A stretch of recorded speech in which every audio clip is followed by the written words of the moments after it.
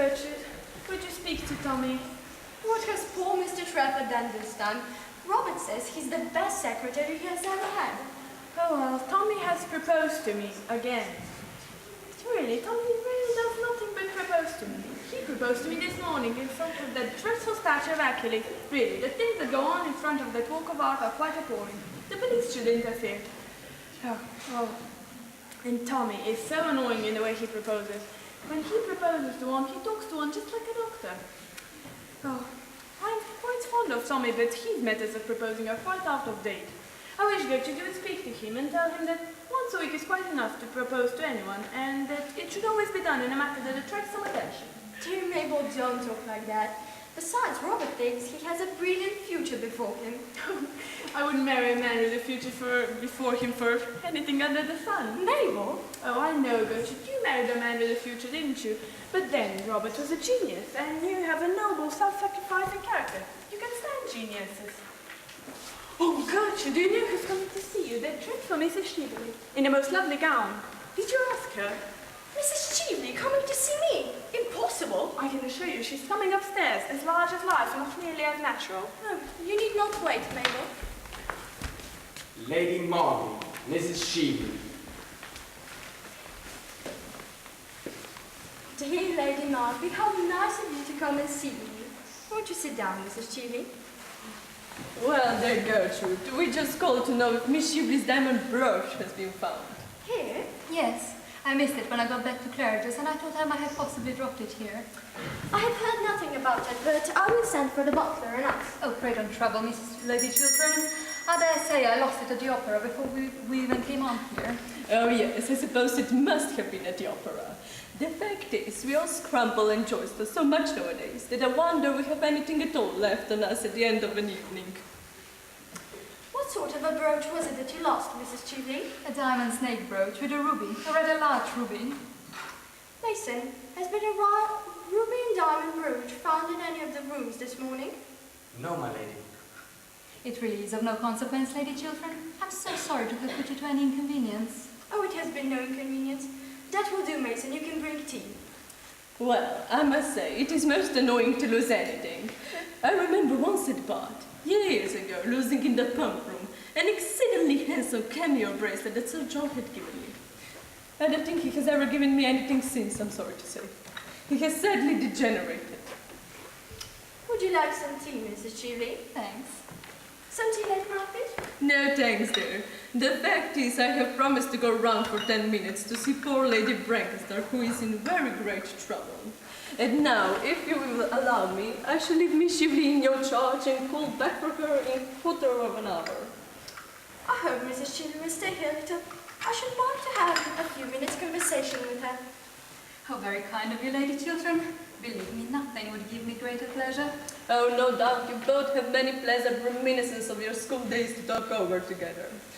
Gertrude, shall I see you at Lady Bonus tonight? She has discovered a wonderful new genius. He does, well, nothing at all, I believe. That is a great comfort, is it not?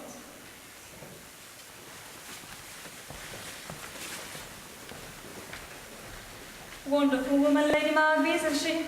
Talks more and says less than anybody I've ever met. She's made to be a public speaker, much more so than her husband, though he's a typical Englishman, always dull and usually violent. Mrs. Cheveley, I think it is right to tell you quite frankly that had I known who you really were, I should not have invited you to my house last night. Really? I could not have done so. I see that after all these years you have not changed a bit, Gertrude. I never change. Then life has taught you nothing. Oh, it has taught me that a person who has once been guilty of a dishonest action may be guilty of it a second time and should be shunned. And would you apply that rule to everyone? Yes, to everyone, without exception. Then I am sorry for you, Gertrude. Very sorry for you. You know, I'm sure that for many reasons, any further acquaintance between us during your stay in London is quite impossible. Do you know, Gertrude, I don't mind your talking morality a bit.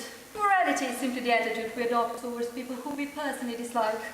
You dislike me, I am quite aware of that, and I have always detested you. And yet I have come here tonight to do you a service. Like the service you wished to render my husband last night, I suppose? Thank heaven I saved him from that. It was you who made him write that insolent letter. It was you who made him break his promise. Yes. Then you must make him keep it. I give you till tomorrow morning, no more. If by that time your husband does not solemnly bind himself to help me in this great scheme in which I am interested. This fraudulent speculation. Call it what you choose. I hold your husband in the hollow of my hand, and if you are wise, you will make him do as I tell him. You're impertinent. What has my husband to do with you? With a woman like you? In this world, like meets with like. It is because your husband is himself fraudulent and dishonest that we pair so well together. Between you and him there are chasms. He and I are closer than friends. We are enemies linked together. The same sin binds us. How dare you class my husband with yourself? How dare you threaten him or me? Leave my house, you're unfit to enter it. Your house? A house bought with the price of dishonor. A house, everything in which has been paid for by fraud. Ask him what the origin of his fortune is. Get him to tell you how he sold to a stockbroker a cabinet secret. Learn from him what you owe your position. Oh, but it is not true, is it? It is not true. Look at him. Can he deny it? Does he dare to? Go! Go at once. You have done your worst now. My worst?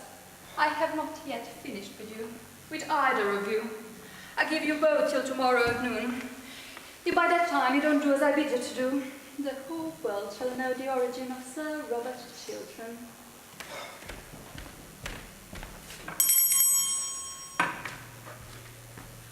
Show Mrs. Shively out.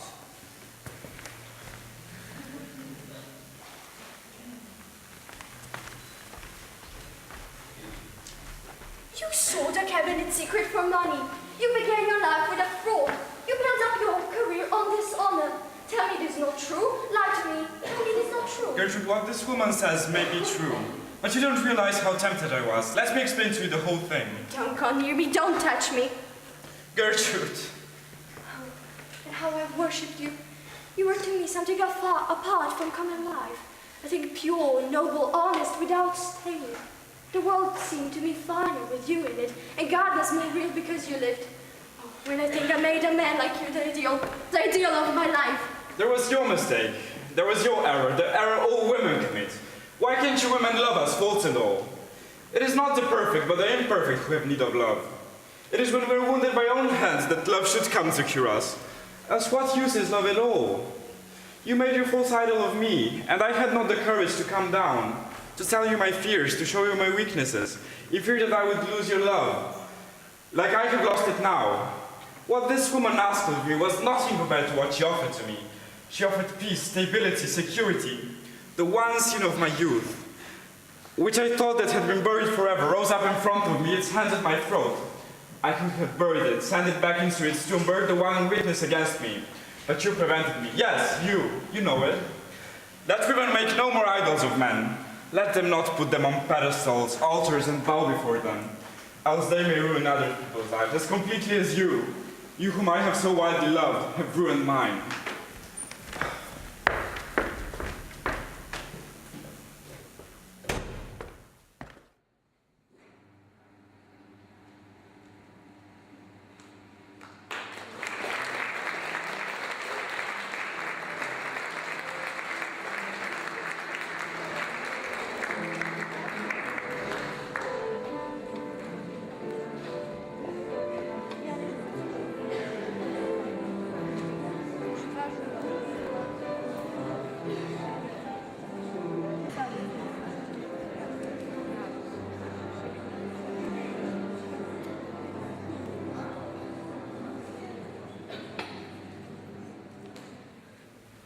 My second buttonhole for me, Phips.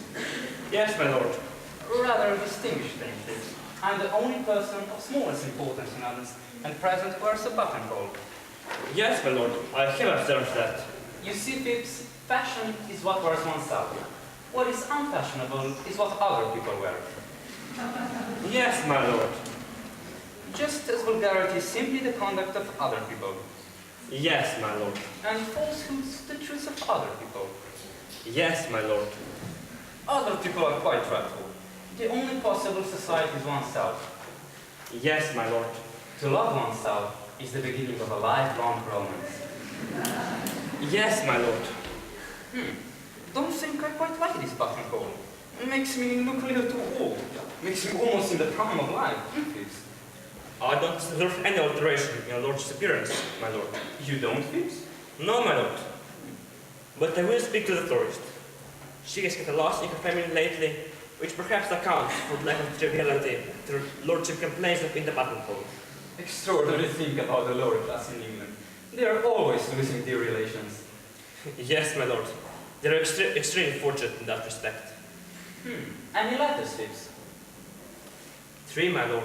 One might have around in 20 minutes. Yes, my lord.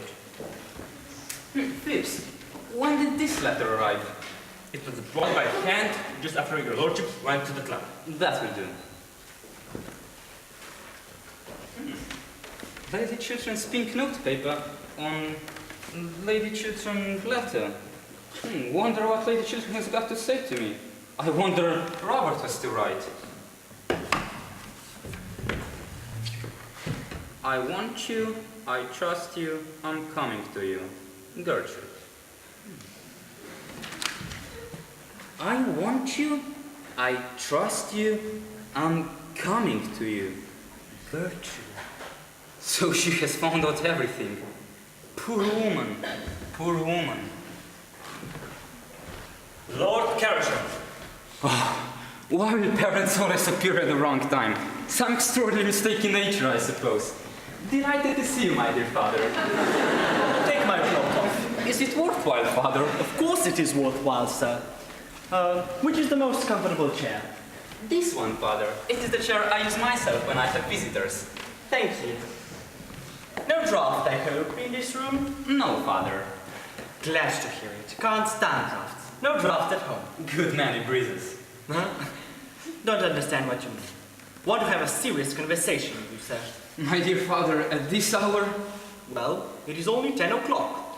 What is your objection to the hour? Well, I think the hour is an admirable hour. The fact is, it is not my day for talking seriously. I'm very sorry, but it is not my day. What do you mean, sir? During the season, I only talk seriously on first Tuesday in every month, from 4 to 7. Well, make it Tuesday, sir. Make it Tuesday.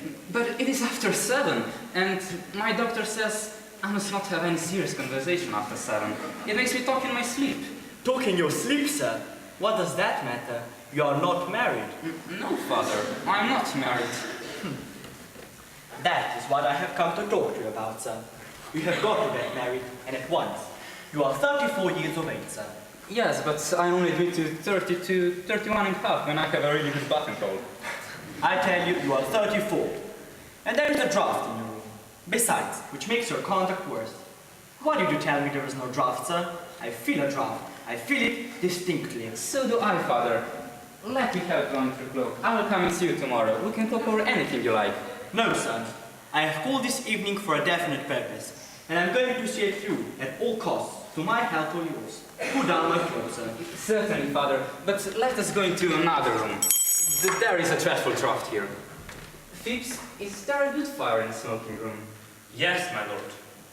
Come in there, father. Your sneezes are quite heart-rending. Phipps, there is a lady coming to see me this evening on particular business. Show her into the drawing room when she arrives. You understand? Yes, my lord. It is a matter of the gravest importance. I understand, my lord. No one else is to be admitted under my circumstances. I understand, my lord.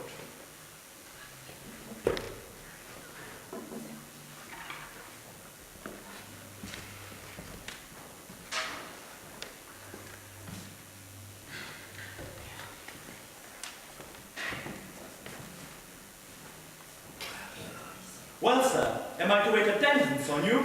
In a moment, father. Do excuse me. Well, remember my instructions, Phipps. Into that room.